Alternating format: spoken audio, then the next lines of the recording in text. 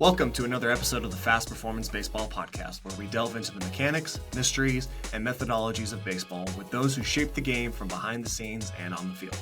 Today we have a special guest whose expertise lies at the intersection of physical therapy and peak athletic performance, Edwin Porras. Edwin Porras, a doctor of physical therapy, board-certified orthopedic specialist, and the founder of Pro Athlete PT, is with us to unpack his proactive approach to physical therapy, an approach that not only heals, but enhances and extends the capabilities of athletes. Starting from an unconventional route inspired by early online videos by mobility expert Kelly Starrett, Edwin has carved out a niche that challenges the norms of traditional physical therapy, focusing instead on preventing injuries and optimizing performance. During the global pandemic, while many retreated, Edwin advanced his expertise through additional formal training. This dedication prepared him for a pivotal role with the Minnesota Twins, where his work had a direct impact on player health and team performance. Today's conversation will explore Edwin's innovative techniques, such as blood flow restriction training, and his unique integration of psychological support to address the high pressures faced by professional athletes. We also discuss the insights he offers young athletes and their coaches on safe strength and conditioning practices, debunking common misconceptions, and guiding them toward athletic long-term success. Looking ahead, Edwin will share his vision for expanding Pro Athlete PT and how he plans to incorporate the latest research and strategies into his practice. Edwin joins us in the studio here at Fast Performance to share his journey through the world of sports medicine, his philosophy on athlete care, and the lessons he has learned from the heart of professional sports.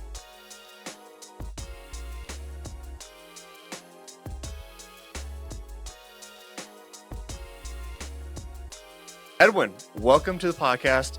Could you start by sharing what initially drew you to the field of physical therapy? And as you state on your bio on your website, like how early influences like Kelly Starrett shaped your views? Yeah, man. I mean, really a lot of it came down to just watching these really grainy, low quality YouTube videos from Kelly Starrett, right? So Kelly Starrett's a physical therapist. He's The GOAT. huge. He's a GOAT. He's one of the GOATs, Mount Rushmore. So I had only ever seen a physical therapist operate in the role of they wear really ugly khakis, they wear tennis shoes, and then they wear an old worn polo, and they're playing classic rock like Don't Stop Believing in the background, and there are 80-year-old patients sitting on tables kicking their leg up, not really making any effective changes to their. That's what I grew up. So when I found Kelly Starrett, I was like, oh, like this PT thing could actually work. There's actually something that I could go for. So that's sort of my genesis of how I really got into the sports performance world as a physical therapist. Okay. So you've mentioned that on your website that traditional physical therapy practices often restore athletes to only about 80% of their health. Can you elaborate on what you observe and how it impacted your career direction? Without getting on a soapbox, I really want to be as fair as possible. There are big box physical therapy chains, just like there are big box everything. In those big box PT chains that are insurance based, what you see a lot of times is they need to keep the lights on. They need to pay everybody. And the reality is the CEO needs to get their big fat chunk at the end of the month. So they pump patients out because more patients equals more units. When you get more patients and more units, that means less time with your PT. Generally, again, I don't want to, overly generalize. Generally, you get younger PTs who don't have a ton of experience. They take their bumps, they take their lumps, right? That happens to everybody. But the unfortunate reality is that a lot of times when clients and patients want to go through their insurance, that their experience ends up being so bad, they initially will say, well, I can't really afford this up front. Then they realize after all the bills are paid, after I do my copay, I still get another bill in the mail for another $1,000. I might as well have just gone through like a cash pay practice. On top of what you just said is that because of all of that, I want to call it lack of skill or lack of knowledge. There a lot of times clients and patients don't get better. Some of them don't even get to 80%. Is there just is it come from just a lack of experience, you think? Because that's something I talk about with our athletes all the time is when you're looking for a physical therapist, like don't just I think like you're saying, don't be overly broad, but to me at least seems to be a lot of people will go to a physical therapist and the sole goal is to get them to where they were pre-injury. Yeah. So again, not to overly generalize, but generally speaking, yes, right? If you're a baseball player, you're probably ideally set up to go to somebody who has worked with baseball players. Mm-hmm. If you're if you have pelvic floor issues, right? I've referred people out who have pelvic floor issues to a pelvic floor physical therapist because that's their specialty, that's their niche. I'm not going to try to help those people. And the reality is a lot of PTs in general that are sort of generalists they're okay at one or two things, but they're not really great at one specific thing. That's really, I think, what it comes down to. But honestly, you could say that about probably any field. Right. I do notice that a lot. Like, I think people just kind of underestimate the power of people who specialize in specific fields. I think it's probably just an ignorance thing because, like, until you don't think about it until you have to think about it. But, like, it seems to me like a lot of athletes I've had in the past are just like, well, my mom knows a physical therapist that did something for her back or whatever. So we're going to go see them. Like, assuming that all PTs come from they all come from the same level of knowledge, the same base of knowledge, that every athlete's the same. Right. And just like, if I can fix my back, that, this lady fixes 60-year-old women's backs, they'll be able to fix my back as a baseball player, even though they're two totally different mechanisms. 100%. And the thing too that we say to PTs, sort of a phrase that gets thrown around as PTs, but I think applies in this specific situation, is physical therapy school in general makes you a quote unquote safe practitioner. They want to make sure you're not going to kill anybody. They want to make sure you pick up on, this isn't looking right. Let's get you to see somebody who could look at this and have a different lens, like a medical doctor, somebody, maybe we have like something more scary on board, something like could potentially be like a cancer, right? Those are the things we train for. Once you leave school, you are trained to pass the boards, be safe. You're not trained to be a sports physical therapist, right? I don't want to crap on any new grad who comes out and is like, hey, I'm a sports physical therapist, because they're getting their feet wet, they're doing it. The reality is you're not really a sports physical therapist or an orthopedic physical therapist or a pelvic floor physical therapist until you have some reps under your belt. And really, I guess to bring it back to full circle to the original question, a lot of new grads work in those chain physical therapies that are, the system's already set up for them to fail, right? On top of the fact they don't have a lot of reps into them. Yeah, it's kind of the difference between, like, for me, like being driveline certified and on-base use certified. It's like, I know how to do the things, I know how the systems work, but if I'm only solely relying on my certification, I'm not going to get very far. Right, exactly. Letters, yeah, that's the other thing too. You bring up a good point. Letters don't mean anything. Yeah. Right? Like you can have a diploma, or a certificate doesn't mean shit. It doesn't mean anything. Yeah. So that's a whole different topic for another day. So something you talk about often, especially on your website, is that during the pandemic, you undertook additional formal training, right? What motivated you to pursue this during such, everyone, we don't want to go back to that whole time period, but, what were some of the key learnings that you gained doing that? So what did you specifically do extra work on? Yeah. So the reason I did is probably because I was probably really dumb to do that. Yeah. So it was the middle of the pandemic. It was July of 2020. They actually pushed it back. It was an orthopedic residency. So I didn't originally, well, my original plan was not to go and work for a pro sports team like I did. My original plan was like, hey, I want to get this solid fundamental reps under my belt, right? In this orthopedic residency that is just an additional year of training that I paid for, because I wanted to suck less at what I did, right? All the things that I just said, I wouldn't say those if I didn't actually work myself on getting those reps. So I went and did the orthopedic residency training, got a ton of reps under my belt, just got absolutely lambasted by my mentors every session, right? Like, so we'd see clients together, they'd come in and I'd go through my thing. And then at the end, they'd be like, here's all the stuff you missed. Here's all the stuff you'll ask next time, that you'll do next time, blah, blah, blah, blah. Right. So like, imagine doing that for a year, right? Even if there's not just one way to do things, you would at least start to see how the puzzle pieces start to fit together. So you start getting experience that way. So that's what I did. And that's where I was for a year. So what did you learn getting out of that extra time? No, yeah, good question. So what I learned was, again, not everybody's the same. What I learned is that I can't be somebody for everybody.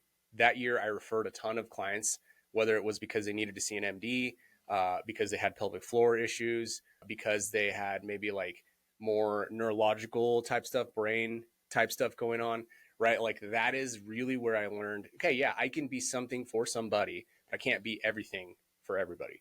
That's really where like the niche, like the idea of a niche really does. I know it's so cliche, but the riches really are in the niches from a personal standpoint, from a professional standpoint, right? From a financial standpoint. The more that you niche down, and I learned that through my residency, the more specialized you become, the more generally useful, in my opinion, I think you can. So when you were working with the Twins, because you worked for 2 years with the Twins at the spring training facility in the complex, right? That's where you mostly spend most of your time. Must have been a very awesome experience to just get to hang out. You see all sorts of different levels of athletes, from the big leaguers all the way to the complex league guys, a variety of level of skills, a variety of level of talent. So could you describe what a typical day in that environment looks like?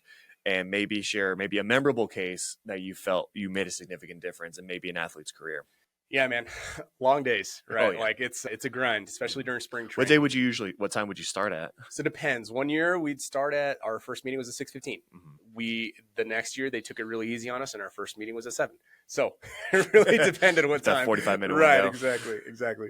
So really it just depended on the day, the time of the year, and all that stuff. But generally speaking, you'd start somewhere in the neighborhood between 6:30, 7:15, 7:30. Now you'd go in, you show up, go through the meetings. For us as rehab, rehab PTs, right? You have the athletic trainers who are there with the rookie ball team, and they are taking care of the whole team, right? Most of them are healthy. If not, they get sent to us. So we get all the long-term cases from, big leaguers who want to come to Fort Myers down through the rest of the levels. If they're a long-term rehab, they would come to us. So every day we'd go through our list. We'd say, hey, we have this guy, this guy, this guy. We do our best. There are 4 PTs or 5 PTs, depending on the year. And we would basically go through their case daily. Hey, this guy's got 60 feet today. This guy's got, 50 swings. This guy's going to long toss today. And we're progressing them through their day. We talk about everything that we were going to do. We'd go get breakfast, that was the coolest thing, honestly. Some days the breakfast wasn't great, of course, but it was free, right? Free breakfast, lunch, and dinner. That was probably my favorite part. So we'd go to breakfast, come back, and then guys would show up. They'd do their warm up. They'd do some of their rehab stuff, right? Then you'd break for the day. You'd go and they'd go through their drills, right, with the coaches. So it was like a practice day. It was their whole work day, right? They'd go through hitting. They'd go through defensive drills, team stuff, etc. Some days they'd have scrimmages, live BPs. It just depended on the day. So then they'd come out, around 11, 11:30. They'd break off from that stuff. And then the rehab guys would come back. We do more rehab stuff.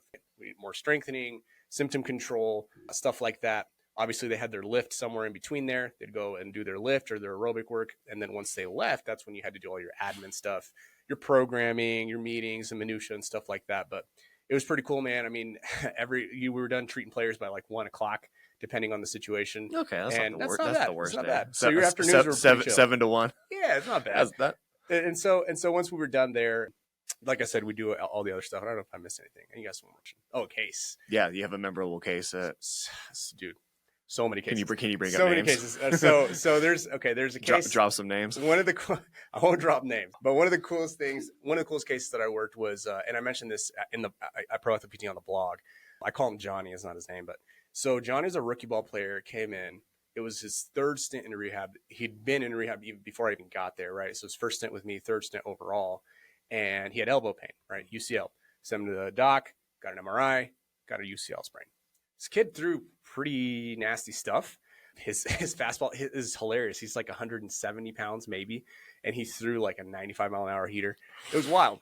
So, but for me as a pitching coach, I'm like, oh boy. Yeah, it's wild. And he's like 18, 19, right? Yeah. So he's got you got a huge ceiling mass. Of course. So anyway, but he's hurt, right? So he comes in and we get to talking, and long story short, man, again, I mentioned this on the blog, had no idea how many hours he was sleeping, no idea how much protein he knew he wasn't eating enough protein because he knew he wasn't eating enough. He wasn't eating breakfast. Oh, he was 170 pounds. Yeah, exactly. Right. So, he, on the weekends, he'd stay up till like 1 or 2. And then during the week, he'd stay up until 11 midnight. He wasn't sleeping. He didn't track any of his pitches. He didn't have any set routine. How many plyos you throw? I don't really know. Right. So dude, it was like from top to bottom, we just like check the box, and you're going to do it this way. And initially it kind of, especially with the younger guys, it kind of is that way. You're like, you telling them what to do, as opposed to once you get to, they're a little older, right? The big leaguers, you're kind of more of a consultant. It's like, hey, try this, try that. So with him, it was like, boom, boom, boom, check the box. Long story short, after his long rehab, his grip strength improved by like 10 pounds. He gained like 10 pounds of muscle in general.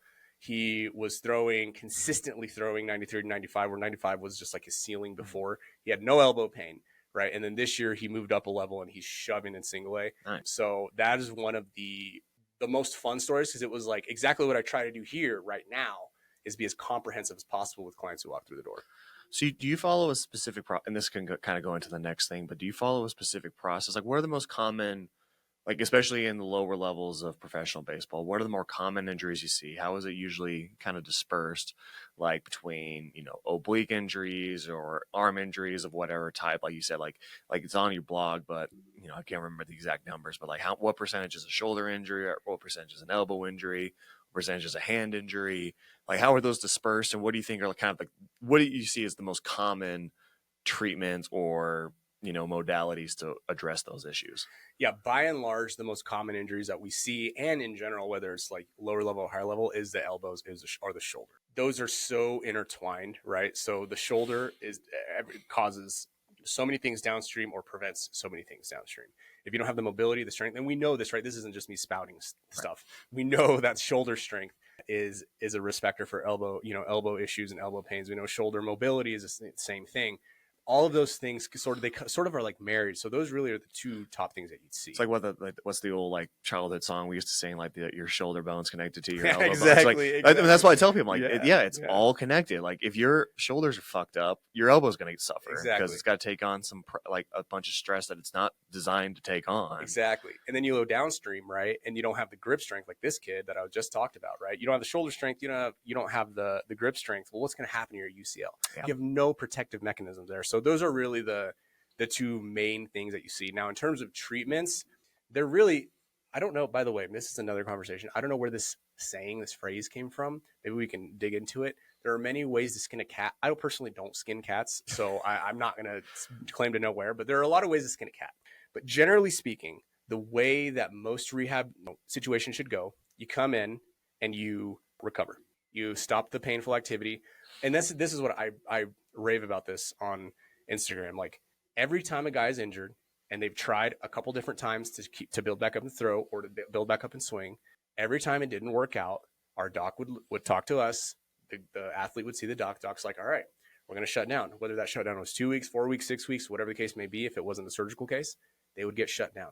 The most wild thing I see is that pitchers and athletes and high school and college guys in general will try to play through a true injury. Mm-hmm. I don't get that. I don't understand that. You're not helping yourself. You're hurting yourself. It's literally like cheating, right? Like your teachers always used to say, like, if you're cheating, you're only hurting yourself. Like that is 100% the case with an injury. So, but anyway, that's the soapbox. It's just like toughing it out, you think? Like it's psychological. I know that there's a lot that goes into it, right? Like they don't want to miss out on time. They want to perform. They don't want to look soft, which I understand. Like I get there's a lot of factors going into it, but ultimately you have to take it. So you have to come in and recover, shut down the activity, get you out of pain with a good physical therapy, whether that's dry needling, soft tissue, cupping, BFR, whatever you want to use, like whatever. Use that a la carte, right? You have to recover. You have to actually get out of pain. Reset the tissue, right? So after you recover, you're going to optimize. This whole time you're working on what does your thoracic spine look like, right? Your mid-back mobility. What does your shoulder mobility look like? What do your hips look like? Your low back, right? All this stuff, your neck mobility even. You're working on all these things. You're optimizing the environment that you've already sort of recovered. Then you move into the performance phase. That's when S&C gets involved. That's when the performance coaches like you get involved, right? That's where we're really collaborating to establish this new environment that the tissue is in, that the injury is in. We're trying to optimize that and lead them and truly make them better than before they even were injured. So those are the three sort of, and that's where I get the recover, optimize, perform, right? Pro. So that's where that comes from.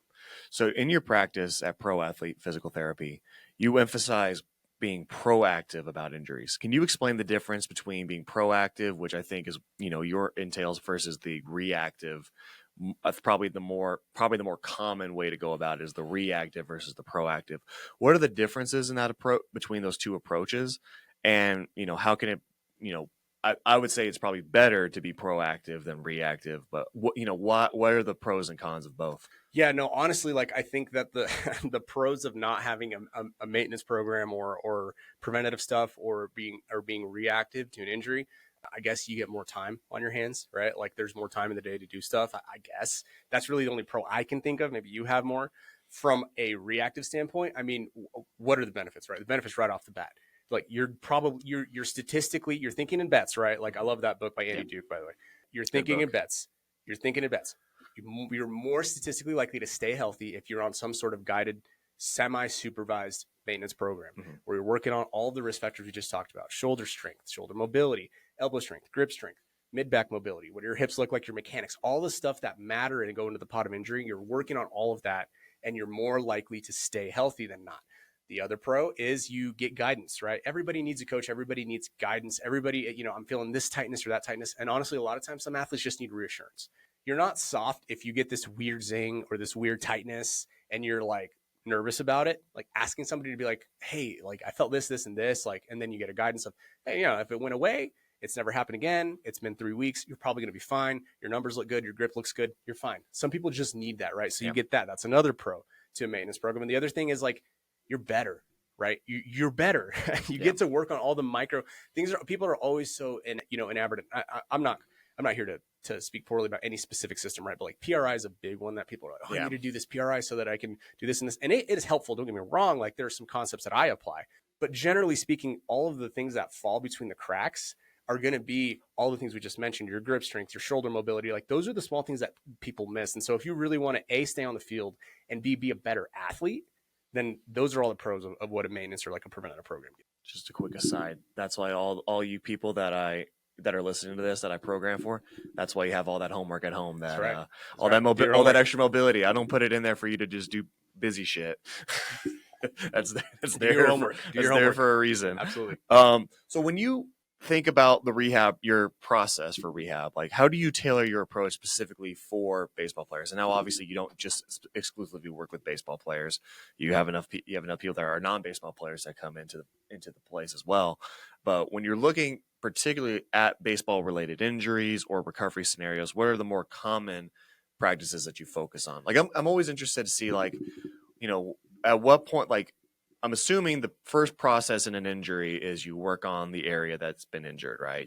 It's the pain mitigation, everything like. But at what point, like, should we start with the small and then go to the broad, or do we start with the broad and then kind of work to the small? Like, we want to strength, like we talked about, like everything being. If you've got a tight lat, we want to address that because that might be the source of your elbow pain or something like that. So, work on mobilizing and strengthening the big muscles. That way the smaller muscles don't have to do as much work, or start at the loci point. That's not even a word, but the centralized point, and then work out. Yeah, no, it's both, right? Like, and it also depends on how much time you have available, how many resources you have available, but it's really, you try to hammer as much as you possibly can. And this is why, going back to the top of the conversation about being in a niche, number one, and two, having experience, right? So when you're a new PT, a new grad PT, you come out, you have no idea what risk factors are for specific, situations, specific pathologies. You have no idea, like, well, is it their neck or is it their shoulder? I'm not really sure, right? So you're just throwing stuff at the wall. When you have reps, when you're in a niche, when you have experience, you understand what you can work on at the same time. Whereas when you don't have that experience, you have to sort of go one thing at a time. It sort of slows things down. Sometimes you're off the mark. You don't have all the right data, et cetera, et cetera. What we do is, what my experience has granted me, my mentors have granted me, right? I'm not a one-man show, right? I've gotten to this point because of the people who have influenced me. I'm to the point where we can sort of do both. We can address the pain and we can address these specific risk factors that I think are going into your, at this point, it's faulty mechanics or something that's going on. Like you said, like we can broaden out.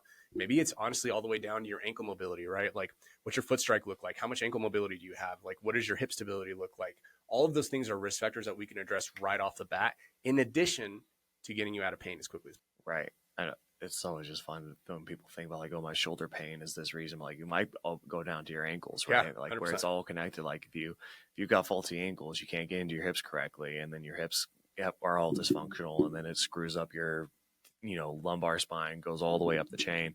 Yeah, it's just one of those, educating guys on how it's just, at the end of it, it's just all connected. Like, you have to take care of everything, unless everything's in the green, which for most guys, not everything's going to be in the green. No. You've got to make sure you take care of every specific spot. Don't just focus on the spot that hurts the most. Yep. Like, it's going to be all connected one way or the other. I mean, that's what Jason and I see all the time, is more often the guys who have that specific pain, like their ankles, like they may be mobile, but they don't, they're not stable. Like, they can't move independently of their knees or something like that. Yep. Hips can't, go in one direction because the ankle won't allow them to. And then it all comes up and eventually finds a spot that you've got to compensate, and then you compensate in the wrong places. You leak efficiency. Exactly. Just the whole thing. The other thing too, as you were talking, it's going to sound weird, but like, pain is also a risk factor for injury, because when you're avoiding certain movement patterns and you're avoiding certain specific mechanics, then you are changing the way that you're throwing. You're either going to get like excessive trunk lean, or you're going to get sort of not enough layback, all the things that we know are going to cause an injury down the road, right? And it only compounds onto the pain that you already have. So, you nailed it. That's really what I want to say. Yeah, it's just, it's all causal. And, you don't want to say causation is correlation, but, being able to understand like, okay, here, I have this dysfunction in this one body part that makes me have to compensate the next body part that makes me compensate the next one. And then I have to, I feel pain when I'm down in this arm slot. So then I have to overly flex my spine, which puts me in a risky position for over almost too much layback. And then my shoulder gets fucked up. And it's like, it all comes down to it. Before we move on though, it's always a big debate. And from a professional health standpoint, I'm sure you got your opinions. I'll have my opinions on it, but it's always because it's in the news, right? Where this increase in Tommy John surgeries, especially in the big leagues right now, like what do you like? And I would say it's multifaceted. It's not going to be like, you're going to say you could say one thing, like this is my number one reason. And it's like, that's part of it. But what would you say is like contributing to this rise in these arm injuries? I would actually reframe the question, because not that it's a wrong question. Yep. Baseball injuries have been climbing forever. Yeah. Baseball injuries have been climbing for literally 40 years. They've been on the rise. Tommy John has been on the rise. Shoulder injuries are actually on the decline. Well, shoulder surgeries are on the decline. Yeah. Shoulder injuries aren't on the decline. Baseball players have been getting injured since baseball basically became, out of the Babe Ruth days, right? Like once we get to like 70s, 80s, like and became a little bit more sophisticated, baseball injuries have been, this is not, the thing is, I think it's just because of the names that are being thrown out. It becomes more prevalent in people's mind. Once a superstar or two superstars go down, it's like, oh, now we got a problem. Exactly. And the idea and the concept that like, oh, that now the pitch clock is, the reason that these guys are like, is it playing into maybe like a 10th of a single percentage point? Maybe, but at best that's what it is, right? Is like a 10th of a single percentage point, because now they're a little more rushed, but these things are cumulative, man. Like, honestly, and we're looking at this with ACLs too now recently. I know it's a different sport, different situation generally, but like the idea that a UCL is just healthy and springy and looks great and then snaps. Yeah.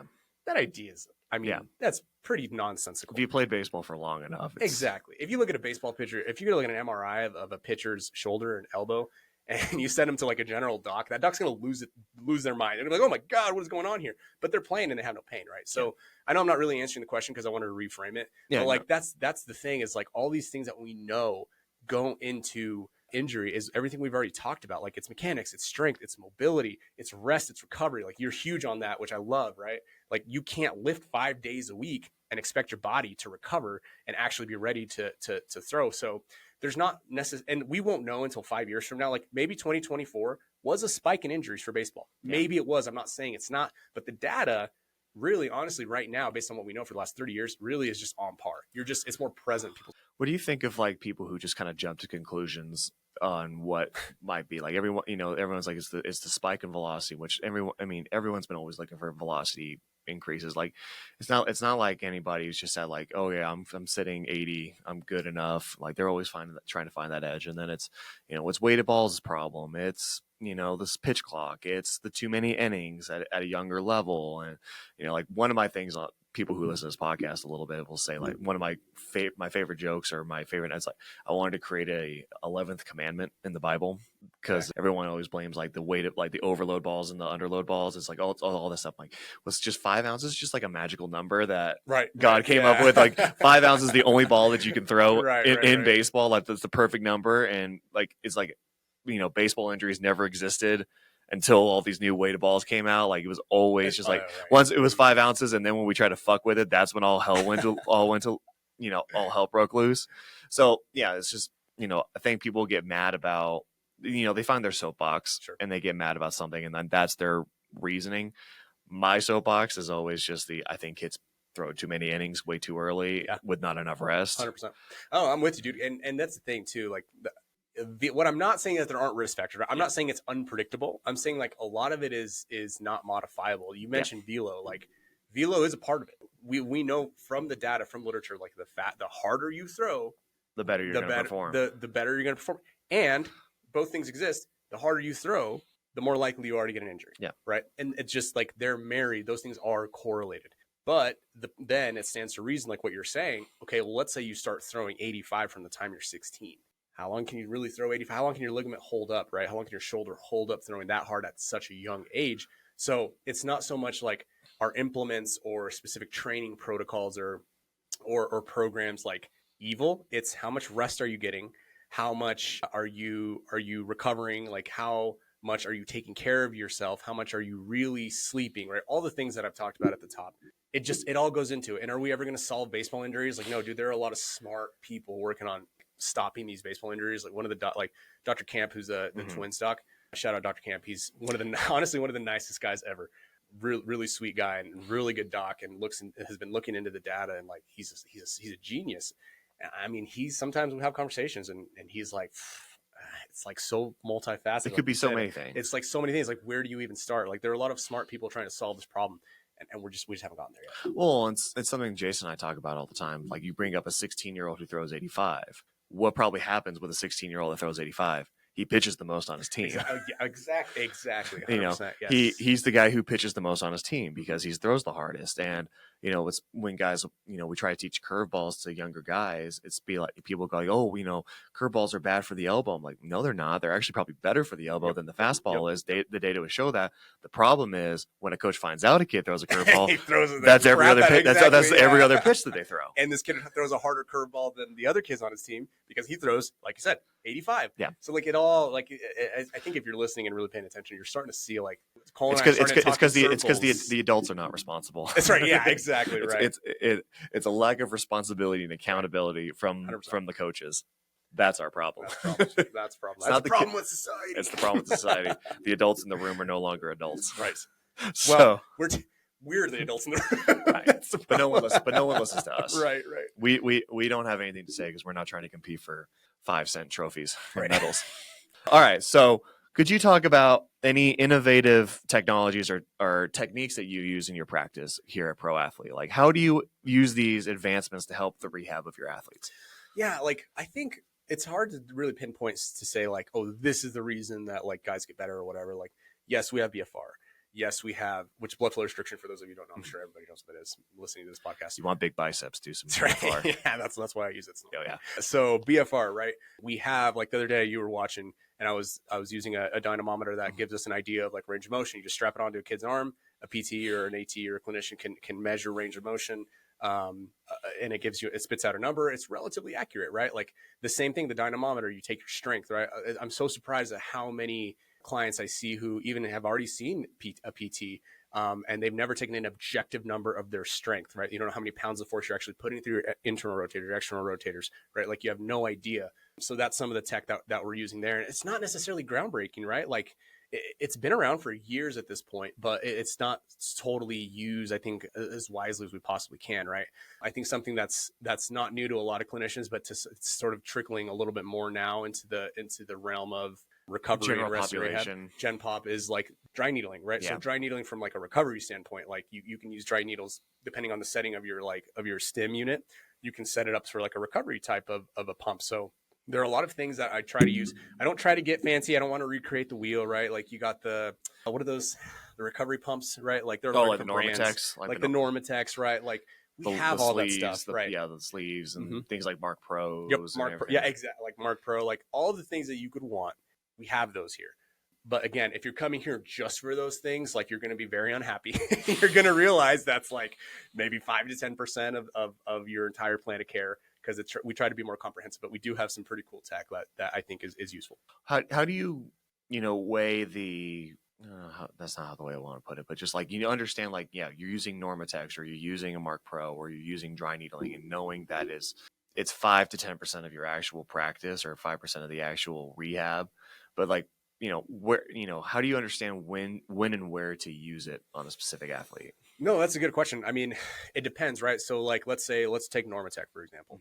Like Normatec can be something that you use pretty much for any recovery day. Yeah. Right. Like you can hop into those things, you put it on the sleeves, whatever the case may be. Just watch a TV. And yeah, exactly. Watch an episode of The Office while those things are doing their work. The best thing that I saw a big leaguer do with his time in the Normatex, he spent 45 minutes, he'd take a nap. Yeah. Right. Like that's really what it comes down to, right? Like I can hammer sleep all the time, but like you can use something like that all the time, right? So now take something like, let's say dry needling, right? Dry needling is going to be one of those things, like, again, for recovery. Like, let's stick some needles in you.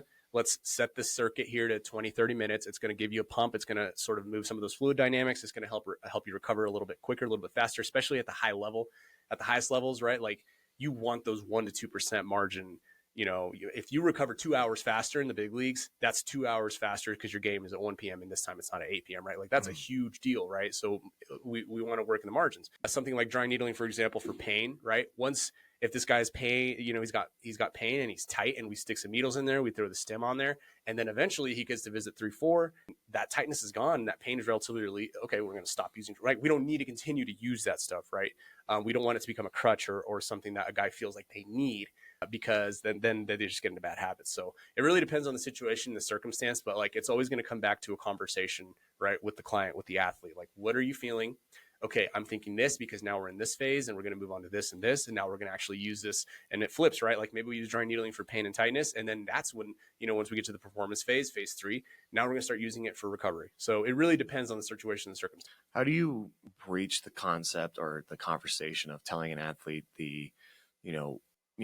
understanding what's the difference between hype and what is effective, right? You talk about like dry needling is part of it, Normatex, Mark Pros and all that, but like those can only be like 5 to 10% of the actual recovery process, like compared to like what they, how much of it's actually hype versus how much of it is actually effective, like with ice baths and all these other things. Whereas like, hey, go for things that are the less hype, but the most ROI, like sleep, eating, protein, Yes. Yep. Like having that conversation, like the Normatex aren't going to fix you unless you're sleeping 7 to 9 hours a night. You're getting your protein and you're eating your calories. Just like you have to be kind of hard on an athlete. Just be like, dude, I'm sorry, but the Mark Pro's just not doing shit for you. Well, that's the thing. Or it's marginal. I try to broach that conversation basically right away. So on my intake forms, I have like, how much are you sleeping? How much protein are you eating? What is your general mental health and like mental load look like? So as soon as we broach those right away, that's when I have that, like, I start right off the conversation, like, all right, like, hey, you need to sleep this many hours. Like, by the way, we've been both mentioned sleep. There's a good study showing that you're 1.7 times more likely to get injured if you don't sleep at least 7 hours a night as an athlete. So that's almost 2 times. 2 times is likely. Yeah. That's wild. So anyway, so we broached that right away. And so for me, luckily, it hasn't been a problem. Now this was actually a bigger problem, and like, I don't want to call it a problem, but it was more of an issue with the higher level guys that I would work with, because they would have gotten injured once. They clung on to, well, I just marked pro on all of my day befores. And it's like, okay, that's fine. And then the issue becomes they don't mark pro on that one day before, but they slept like shit that night. They hadn't been eating enough. They're stressed from something going on in their relationship. They didn't drink any water that day. And then they overloaded themselves in the off season because they played fall ball. Yeah. And then they come in and they have that one day they didn't mark pro. And then what's the thing the next day? It's because I didn't mark pro. Yeah. Those are the tougher conversations. But that's a more of a superstition kind of a thing. Exactly. Right? Yeah, it really is. Well, man, it's a superstition, but it's pretty real to them. Yeah. And it's real when you're having a conversation and you have to have what you just mentioned, that conversation. You're like, well, yes, okay, you have to meet them where they are. You'd be like, okay, and look at all this other stuff. Like that's how you have to approach it. If you can hit the hydration number, hit the sleep number, hit the calorie number, hit the, however you determine, mental, clarity and stuff like that, like getting rid of stressors. Yeah. And that's the thing. It's like so many guys will like, I know it's like, sometimes I feel like we use voodoo floss a lot for our guys who have like some pain injury, and there's just guys who just get addicted to it. And that's like you're saying, is that crutch. It's kind of like, it gets to the point sometimes like, do you actually need this, or are you just wanting it? You think you need it. Yeah. And they're like, I need it. I'm like, do you sure you need it? Like, are you in pain? Like, well, no, I'm not in pain, but it feels good. I'm like, how about you just go get some sleep tonight and then we'll talk tomorrow. You know how much trouble I'd get in? And when I was with the Twins, if one of my guys walked in and randomly like put on a sleeve and he had never worn a sleeve, it's like, and then I'd talk to them, and who knows if they were telling the truth or lying to me. Oh, no, I'm kind of just, the funniest thing, and I can say this, okay, because I'm Latin. The Latin guys are freaking hilarious, because they'll literally walk in, they'll be like, hey, que loco, mira flow, puro flow. And you're like, so you're wearing that because it looks good? And yeah. Like, yeah. And I'm like, I just had to have 30-minute conversation about like, is your elbow falling off? So right. So anyway, that's for some guys it does become a crutch. That's sort of the point that I'm making. Like, right. If you're going to come in and put a sleeve on every day, maybe you should go talk to the physical therapist or the athletic trainer. Well, and it just tells me like there's bigger mechanisms at play than just I put a sleeve on, therefore I feel good. Right. I got wrapped with the voodoo floss, therefore all my problems are fixed. Right. I sat in an ice bath for 5 to 10 minutes, and therefore all my problems are now fixed. Yep. Exactly. Yeah. That's the thing. Is like, I think most guys when I was with the Twins understood that stuff was marginal. Yeah. It was trying to get them, especially the lower level guys that were, they're 20, 21, 22. And not that Fort Myers, fresh out of high school, out of college. Not that Fort Myers, Florida is like the biggest party scene you'll ever live in. But, some of them are driving to Miami, to Tampa, and they want to live that life, which you do. Whom among us? It's your 20s. Exactly. But at some point, if you really do have aspirations to go to the higher levels, I guess you could be Johnny Manziel, but that's typically the exception, right? I don't know if you saw his interview with Shannon Sharp. He basically said he drank every Tuesday, Thursday. It did not go well. It didn't end well. It did not go well. Exactly. So anyway, sorry off topic. No, you're good. So how do you, we talked about the mental side, how do you integrate mental and psychological support into your physical therapy programs, especially considering high pressure situations that pro athletes face, not even just high school and college guys? Because there is just that bit where, someone we're working with now there is that psychological bit. Am I going to get better? Am I going to, this is taking a lot longer than I thought it would, or this is a lot harder than it's kind of like what I've talked about, the valley, we're in the valley of despair with some guys. How do you bring them out of this valley of despair, or even when they're on the roller coaster down and from, it's what I call them informed pessimism. They're oh, I'm going to go do my rehab. It's what we call the uninformed optimism. I'm going to get fixed. I'm going to get, and they're like, oh shit, this is a lot harder than I thought it was. And they go into this, that's the informed, what's the word? God damn it. Sadness. They're informed and they're oh, this is not as pessimism. Pessimism. Yeah. Informed pessimism. And then they fall into this valley of despair where this is really hard. Yep. I'm not getting better. Mm-hmm. What am I doing? And then how do you get them back on the rail to, informed optimism and then actual change? First of all, that's tough. It's tough. It happens. It does happen. And I think the number one thing when I was with the Twins too is that, we have a whole team, right? We have this entire team of sports performance coaches, clinical psychologists, if we need to, we refer to psychiatrists for if there's medication stuff involved. Dude, there's a whole baseline of mental health that is totally under talked about, especially in the sports world. I actually think baseball does a little bit of a better job than something think about football, right? Yeah, but because we always have quotes about the mental app. That's true. We have Yogi Berra. We have Yogi Berra to thank for that. So basically, the answer to your question is, first of all, you surround yourself with a team, right? When I was with the Twins, that was huge. Dr. Jamie Rubin, shout out Dr. Jamie Rubin. She'll never hear this, but she's a stud. She knows exactly how to handle situations. So you're the way that you describe that is really interesting, because there is there's data to show that when guys get into rehab, they are just gung-ho. They want to get back on the diamond.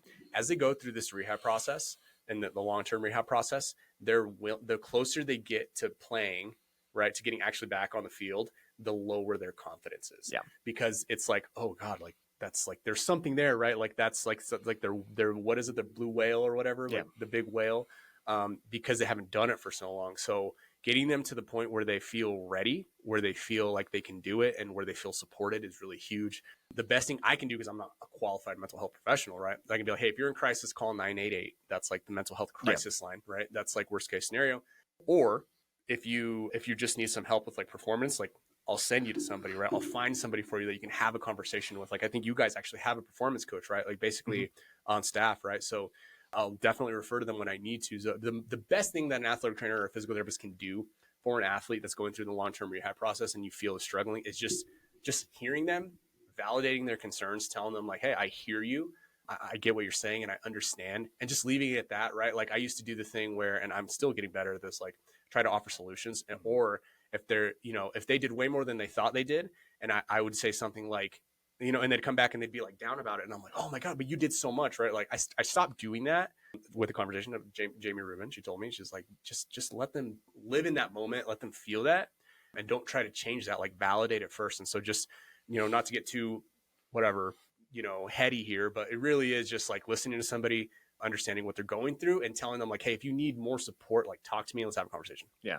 It's something I think the good analogy of what I texted you last night about is that getting them on the predictable roller coaster. Yeah, exactly. I just loved it. I read that in that blog. I'm like, I love that. Exactly. It's a really good one. Setting up expectations, I think it's a really good one. Just like, yeah, look, we're going to make progress, but there's going to be some regression at some point. Right. There's going to be like you just like, it's going to be, it's like, everyone thinks that progress is linear, and this is not. Not at all. So, what advice would you give to young baseball players, like guys that are our primary population here at FAST, and their coaches when it comes to preventing injuries?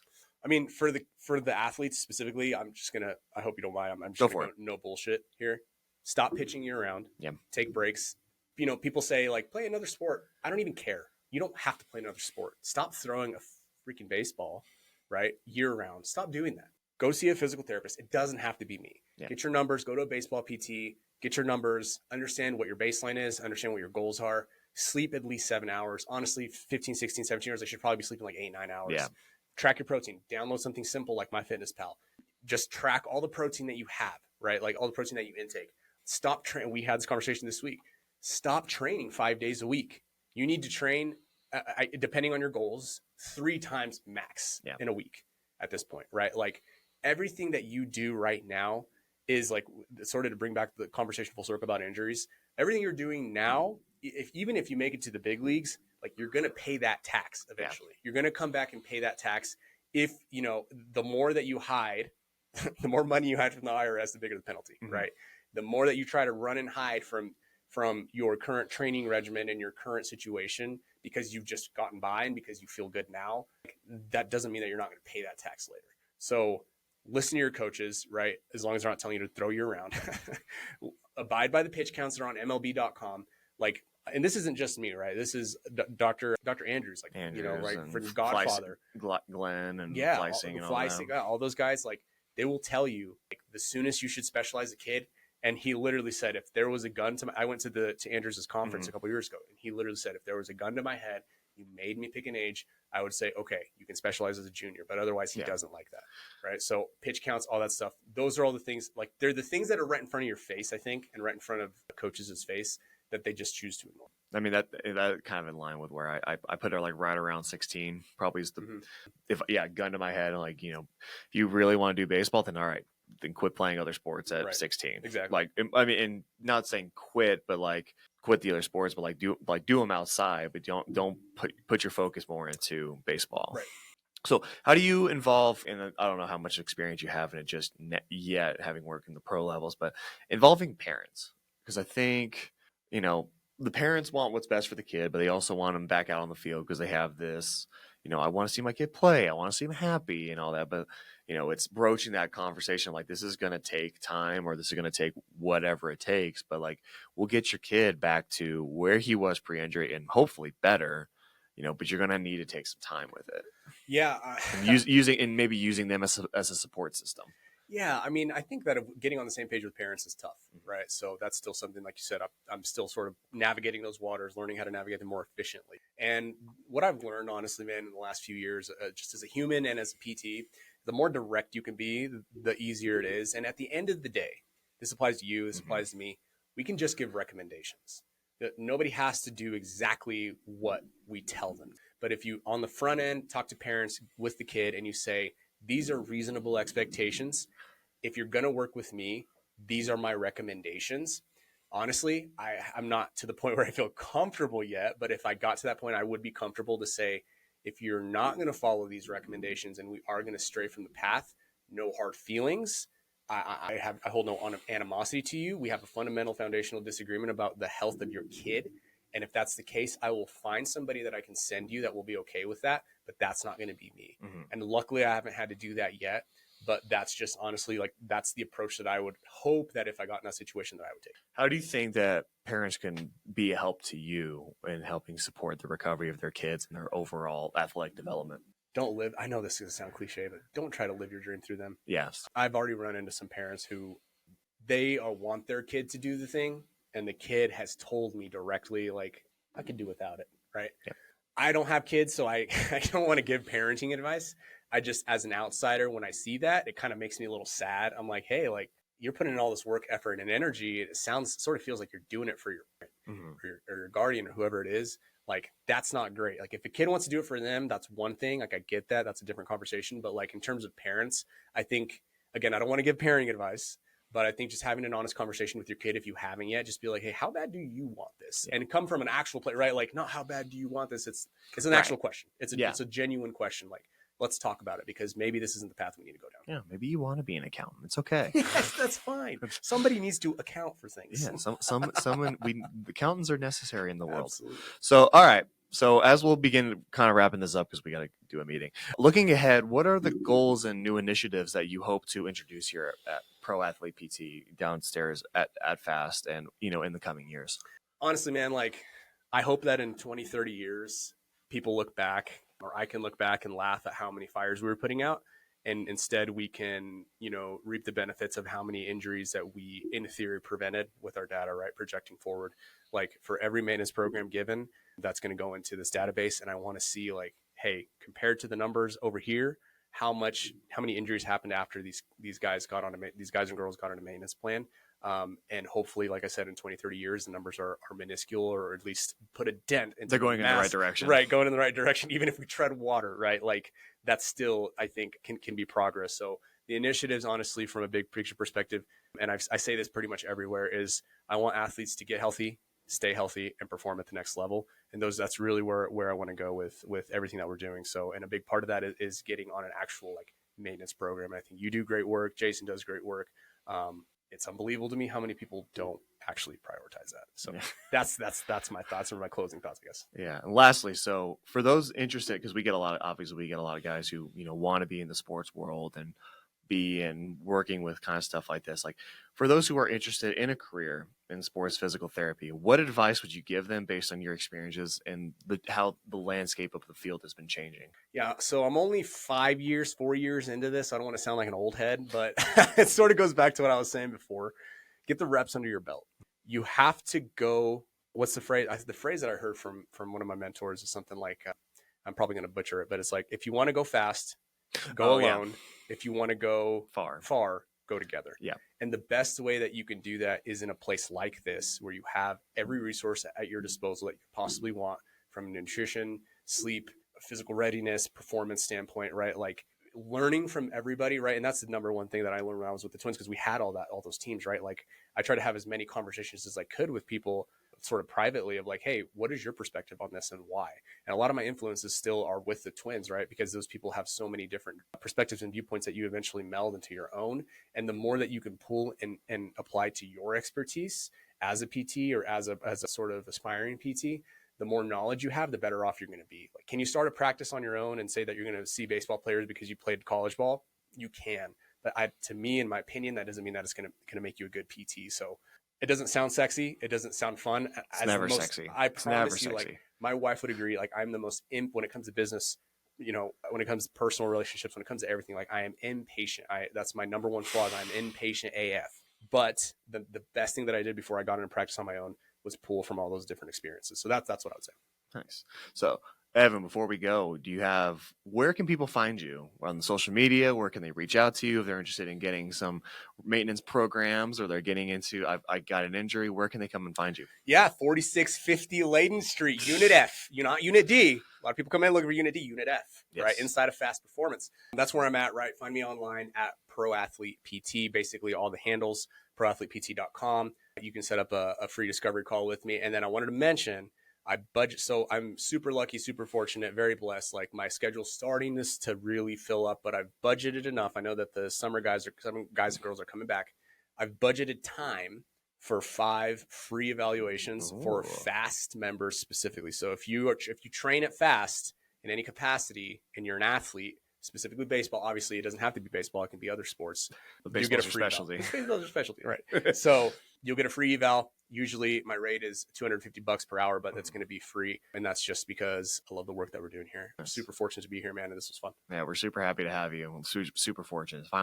Finally, guys who've listened to this podcast before or have known ever since we moved in here, like, that's been the one piece where, like, if we could just get a PT in here, like, it would, change the game for us instead of having to ship people out somewhere else. Like, if we could just make this a one-stop shop. So I'm like, we're finally realizing that plan. Like, we've got the baseball, now we've got the strength, we've had the strength and conditioning in the baseball. It's like now we've got that maintenance piece and that rehab piece that has always been kind of missing for us. Oh, yeah, so man, we're fucking pumped to have you. One-stop shop. All right, thank you, Edwin, so much for coming on. It was awesome to have you.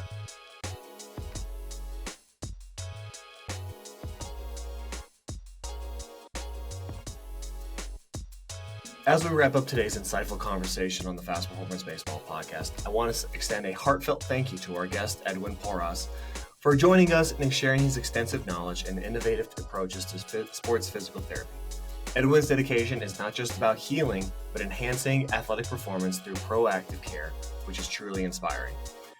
For our listeners, we hope today's episode enriches your understanding of the importance of physical therapy in baseball and in other sports at large, and how a proactive approach can significantly alter the trajectory of an athlete's career. Remember, it's not just about recovering from injuries, it's about preventing them and optimizing your performance to its fullest potential. To learn more about Edwin's work and how to get in touch with him, visit Pro Athlete PT's website or follow their updates on social media. All links will be provided in the episode description. If you found today's discussion valuable, don't forget to subscribe to the Fast Performance Baseball podcast on your favorite platform to stay updated with our latest episodes. We love bringing you deep dives into the world of baseball with the experts that help shape it. Join us next time as we continue to explore the more facets of baseball performance, training, and innovation. Until then, keep playing, keep practicing, and remember to take care of your body. It's your most valuable piece of equipment. Thank you for listening, and we will catch you on the next episode.